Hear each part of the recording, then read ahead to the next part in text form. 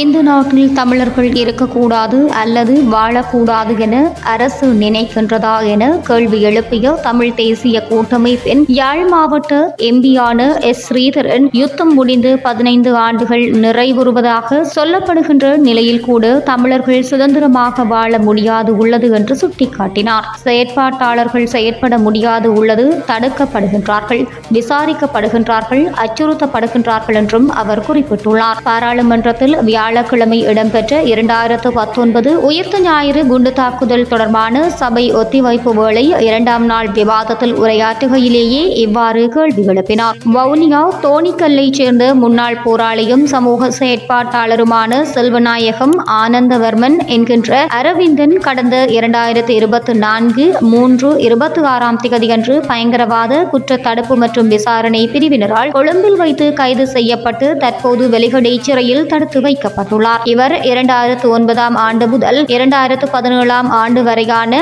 8.5 ஆண்டுகள் தமிழ் அரசியல் கைதியாக சிறையில் அடைக்கப்பட்டு விடுவிக்கப்பட்ட பின்னர் முன்னாள் போராளிகளினதும் அவர்களின் குடும்பங்களினதும் கல்வி பொருளாதார நெருக்கடிகளை தீர்க்கும் மனிதாபிமான செயற்பாடுகளை புலம்பெயர் நன்கொடையாளர்களின் நிதி பங்களிப்போடு முன்னெடுத்தும் போராளிகள் நலன்புரி சங்கத்தின் வவுனியா மாவட்ட தலைவராக இருந்து பலதரப்பட்ட சமூக பணிகளை மேற்கொண்டு வந்துள்ளார். ஆனால் இவர் மீது டிஐடியினர் சுமத்தியுள்ள பொய் குற்றச்சாட்டுகளான பயங்கரவாதத்திற்கு உதவி அளித்தல், விடுதலை புலிகளை மீளுருவாக்கம் செய்தல் போன்ற எந்த செயற்பாடுகளிலும் இவர் ஈடுபட்டிருக்கவில்லை. மனிதாபிமான பணிகளில் ஈடுபட்ட ஒருவரை வாக்குமூலம் பெறுவது என்ற போர்வையில் கொழும்பில் உள்ள டிஐடி அலுவலகத்திற்கு அழைத்து அங்கு வைத்து கைது செய்து சிறையில் அடைக்கப்படுவது என்பது இந்த நாட்டின் அதி உச்ச எதேச்சிகாரத்தையே மீண்டும் காட்டியுள்ளது. சமூக நல பணிகளில் ஈடுபட்டு வரும் முன்னாள் போராளிகளை அச்சுறுத்தும் வகையிலும் அவர்களது இயங்கும் நிலையை முடக்கும் வகையிலும் திட்டமிட்ட வகையில் கைது செய்யப்பட்டுள்ள